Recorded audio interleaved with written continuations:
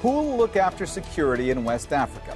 Mali pulls out of the regional G5 Sahel force, blaming a lack of progress and internal disagreements. So, is it time for a new strategy to confront armed groups? This is Inside Story.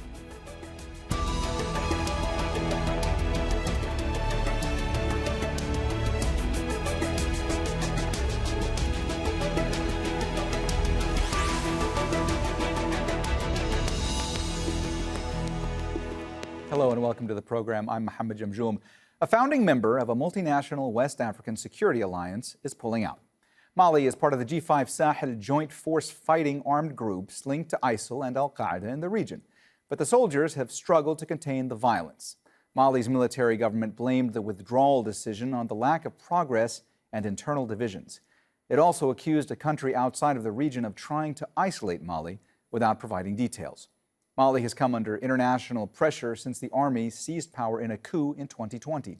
We'll bring in our guests in a moment. First, this report from Jacques. Mali says it no longer wants to be part of a losing force. 5,000 soldiers from Burkina Faso, Chad, Mali, Mauritania, and Niger are in the G5 Sahel. It was formed 5 years ago to combat armed groups linked to ISIL and Al Qaeda. But it's struggled to reduce attacks because of lack of funding and disagreements among member states. Mali was due to take over as chair of the force in February, but opposition from member states angered its military rulers. The opposition of some G5 Sahel member states to Mali's presidency is linked to maneuvers by a state outside the region aiming desperately to isolate Mali. Mali's government accuses former colonial power France of excluding it. Once friends, now foes, the 5,000 French troops deployed almost 10 years ago to protect Mali's government from attacks are pulling out. After the military coup in 2020, leaders of the junta hired Russian mercenaries from the Wagner Group for their protection. The junta is refusing to hand over power to civilian rule for another 2 years. As a result, neighboring countries have imposed sanctions on the landlocked country, sealing its borders and halting trade. Prices have exploded. For example, the price of soap has doubled and food is much more expensive. Basic necessities have become unaffordable, and this is because of the embargo. If this continues, we won't be able to survive. This is unsustainable. State coffers are becoming empty, with just enough to pay civil servants for a few months. Togo has offered to mediate between Mali's junta and regional leaders. While the UN peacekeeping force remains, the UN Secretary General warns of the debilitating effect Mali's troubles are having on the rest of the region, threatened by armed groups. Mali is increasingly isolated, with Russian mercenaries remaining to deal with a country on the brink. Jacques for Inside Story. All right, let's take a look at the G5 Sahel Joint Force. It was formed in 2017 and has forces from Mauritania, Mali, Niger, Burkina Faso, and Chad to counter armed groups in the region.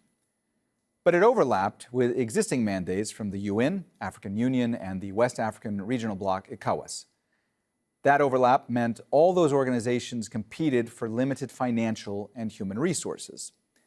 France supported the G5 and gave it substantial military and financial support, but Mali's military leaders have asked Paris to withdraw all its troops. And Germany and the EU have reduced their involvement in Mali, instead focusing on UN operations.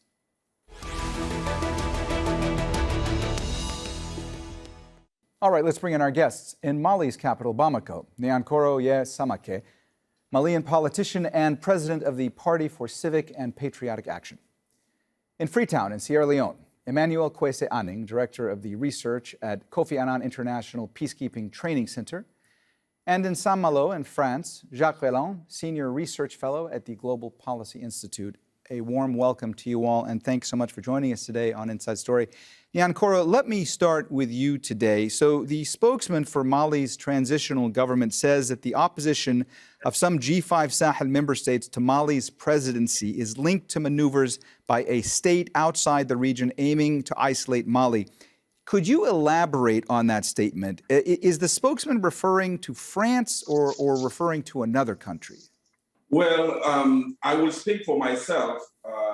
Of course, in Mali here, we do believe that there is maneuvers from the French government to isolate Mali. And for who knows the history of the creation of the G5 Sahel, we do know that France has been a big instigator of the forming of this organization in any way, and also advocating for funding for G5 Sahel.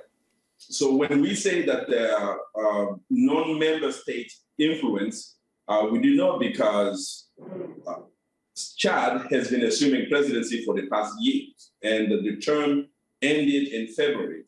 And as a rotating presidency, Mali was supposed to start assuming presidency starting in February,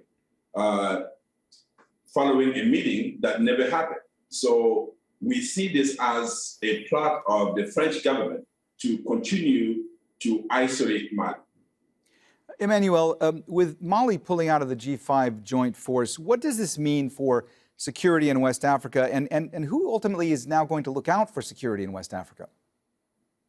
Well, I think there's been some sort of confusion about what should be done relating to the insecurities faced by Sahel and West African states. What we see are a panoply or a cornucopia of acronyms representing security institutions seeking to respond to, prevent, and degrade the threats that we are facing.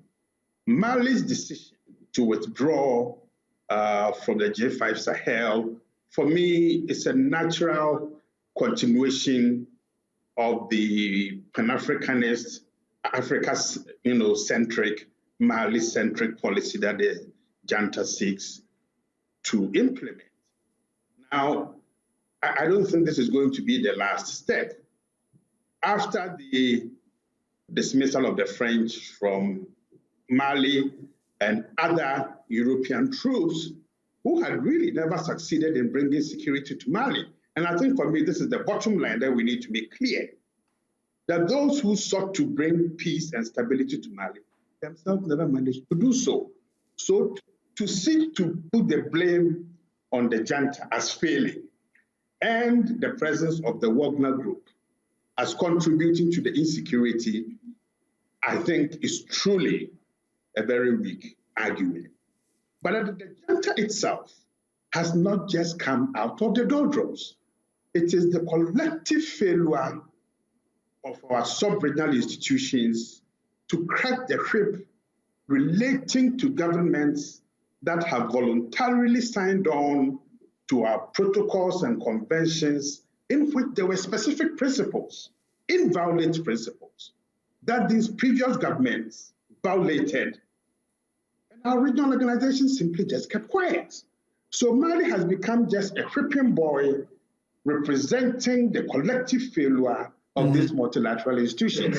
And because they are carrying on a Pan-Africanist agenda backed by the, some sections of the populace, okay, they are deliberate efforts, certainly led by France through ECOWAS, to undermine the efforts of Mali. And I think what is critical about the Malian increasingly independent stance and asserting its sovereignty is that we are seeing such resistance also in Chad.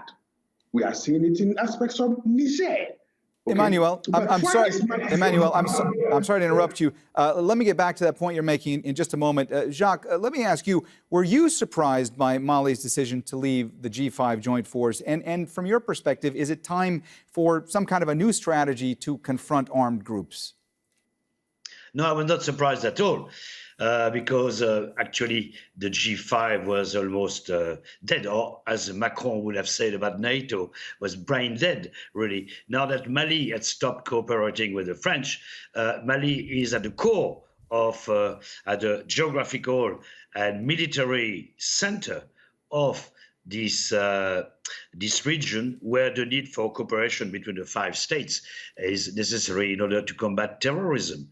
And now that Mali was no longer cooperating with the French, it meant that the G5 had not much of a role anymore. The role of the G5 was to coordinate international help to the region, and also to help military the armies of the region in their fight against terrorism. Now that when Mali decided to go it alone, it became almost impossible to achieve. And we can see now that, for example, the cooperation, Mali has suffered from it and is probably benefiting less from international help than other regions. We see that Mali, the position of Mali is very hard to understand for some people. They claim that it's because France was not successful against terrorism, but actually France was fairly successful, did not manage to bring peace in the area, but it was not just due to the French, it was due to a failure of governance on the part of the Bamako authorities, leaving the north of the region in a state of really very poor administration and great insecurity and military, physical and economic insecurity. And therefore, at some point, Mali decided, it seems to the French that maybe Mali sees its role as being the leader of a movement kind of fighting the old colonial power, the presence of the West in the region, and especially the presence of France. And it seems to be wanting to fight an anti-imperialist fight in which it would be helped by Russia and the Wagner division, which is more there to protect the Malian junta than to protect Malian interest, in my opinion, and the opinion of many experts. So, yeah, no surprise at all. It seems that Mali is carrying on in its approach to the situation, which is Jacques, to accuse the French of all Jacques, evils, I'm sorry. accuse them of fomenting Jacques, a coup. I'm sorry to interrupt you, but truth. I just want to get a reaction. I see, Niankoro, you were reacting quite a lot to what Jacques was saying, so I want to get your take. Go ahead and jump in. Well, quite frankly, I just invite Jacques and like-minded people to come to the understanding that we are not fighting imperialism or anything. We're just claiming our sovereignty. We just want respect in our relationship with other nations following the Vienna Convention. We don't want any other nation to dictate. We want to quit being the précaré of any nation on earth. Mali wants to stand up and look straight in the eyes of the rest of the world as equals. Those who want to keep us underneath in the complex of superiority is not, the time has gone. We have to consider Mali as a nation. We have to respect our sovereign decisions to extend partnership to other nations to fight terrorism. And this has come because the current strategy and the military doctrine, the colonial military doctrine that has been implemented for 9 years has failed, miserably failed. We have to accept that factor. Today, within less than 5 months of Mali breaking cooperation with French military and asking for partnership, security situation has significantly improved. And this has been acknowledged by the Secretary General of the United Nations and other observers. So we have to come to an understanding. France is not the enemy of Mali. Our position is we want to stand straight. We want to assume our sovereignty and we want respect. Any partner that would like to work within the framework of respect of our sovereignty is welcome to Mali, and we can work with any nation. So having said that, I think that we should put things into context. Mali has rightfully, and with the support of the people of Mali, withdrawn from G5, which was to begin with an obsolete organization that was never able to function because of lack of funding, lack of support of those who initiated this organization. There have been pledges of money, but which was never mobilized for G5, which is dysfunctional. So let's be clear. What we're doing is just stating that we want to reclaim our role. Mali was supposed to assume presidency in February, and the conference of the heads of this G5 was supposed to meet here in Bamako and then transfer the presidency to Mali. It never happened. There was no explanation. And so it has become a de facto absolute organization. So Mali rightfully withdrew from G5 Sahel. Emmanuel, let me ask you, the G5 Sahel joint force has been fighting armed groups linked to ISIL and Al Qaeda in the region, but the soldiers have struggled to contain the violence. Why has it been so difficult for the G5 Sahel joint force? Well, look, I think it's very basic. Poor training, limited logistics, limited interoperability, and always this perception of Big Brother looking down on the members of the team and pulling their strings and controlling them like a marionette.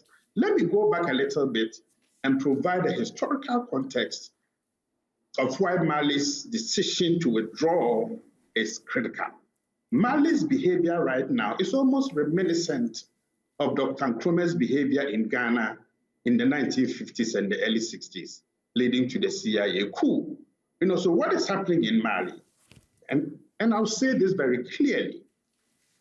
Leaving the G5 Sahel is going to be part of a continuum of specific actions that the junta is going to take to reclaim Mali's sovereignty, its identity, its sense of agency.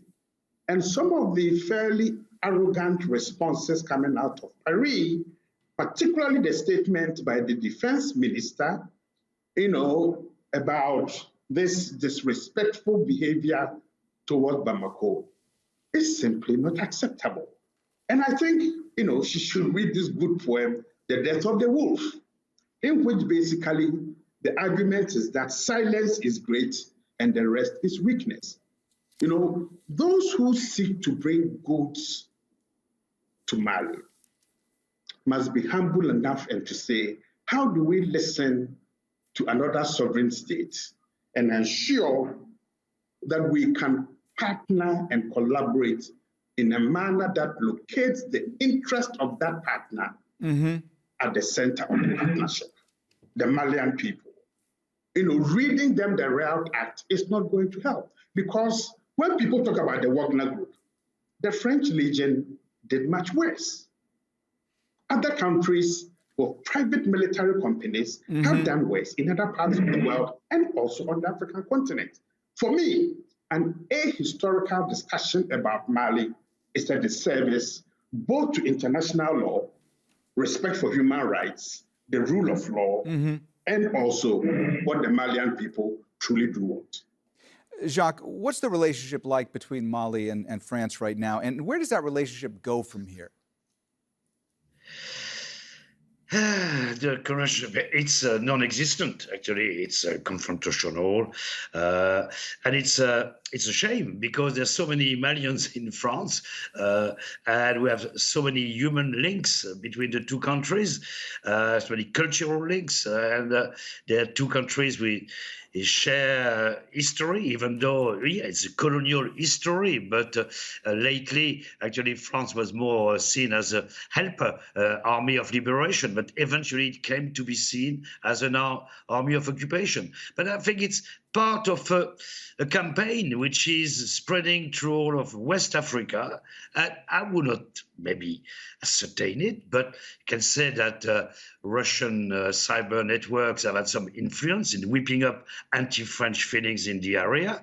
We've seen it in Republic of Central Africa, where now, since 2016, the Russians are there and helping themselves to all the mineral resources, diamonds and gold, in the north of Central Africa. We see that in Mali they're trying to do the same. We can see that this move towards unsettling the French is also taking place in Senegal, which is a region, a country, because it's not just the Sahel. The terrorism there is unsettling the whole region and going up to the Gulf of Guinea and to the Ivory Coast. And it's kind of a settling process. And some people argue we can't, but definitely, that Africa is a treasure chest. Everyone wants in on Africa.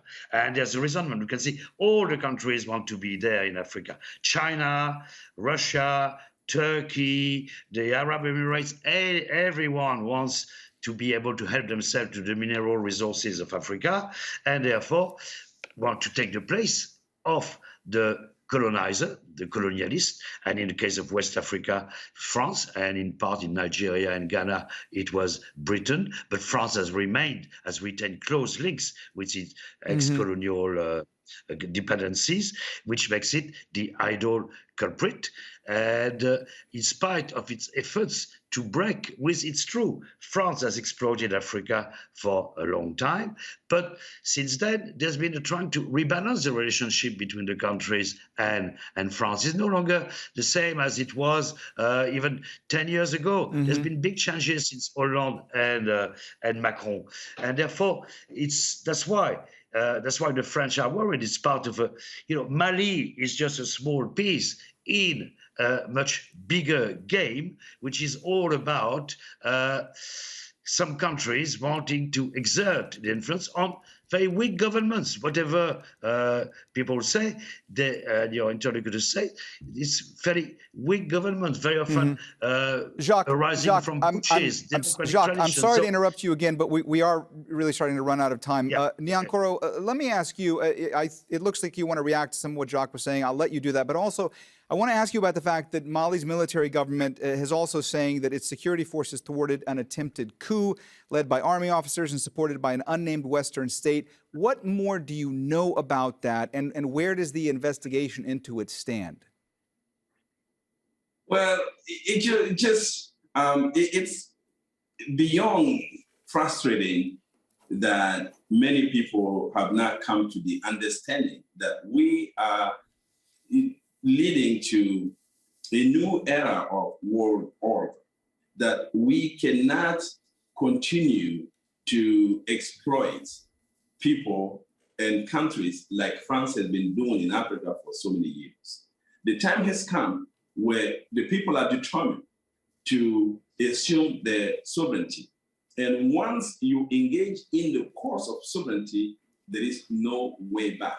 France will gain a lot to change its attitude from this paternalistic attitude to a partnership, an equal to equal partnership. The whole world is converging towards Africa. 21st century is going to be Africa's time. So France should position itself to be a part of it instead of being excluded from it, and start this arrogant behavior that, we did this for Africa. Africa did what for France? You should also become that. But coming to answering your question, yes, there was an attempted coup. But as I have always told President Assimi Goïta, our number one refuge is not behind organizations or other nations, behind our people. We love the way Mali is being led today. We have never been so proud in our country to be standing tall, to be assuming and exerting our sovereignty. But we do believe that France has declared that it will destabilize, and there's many instances trying to isolate Mali. So we take France by its own words. So their intent is to take down our military leaders. But with the protection of the people, they will fail. And one day, take one man out, 10 men will stand up in their stead. So this is not a matter of one man. This is a matter of a nation understanding and having a desire to free ourselves from the French control, from the French colonialism, from the colonial doctrine of taking or looting our resources. All right, well, we have run out of time, so we're going to have to leave the conversation there. Thanks so much to all of our guests, Niankoro, Samake, Emmanuel, Kwesi, Aning, and Jacques Reland. And thank you, too, for watching. You can see the program again anytime by visiting our website, aljazeera.com. And for further discussion, go to our Facebook page. That's facebook.com/AJ Inside Story. You can also join the conversation on Twitter. Our handle is @AJ Inside Story. From me, Mohammed, Jamjoom, and the whole team here, bye for now.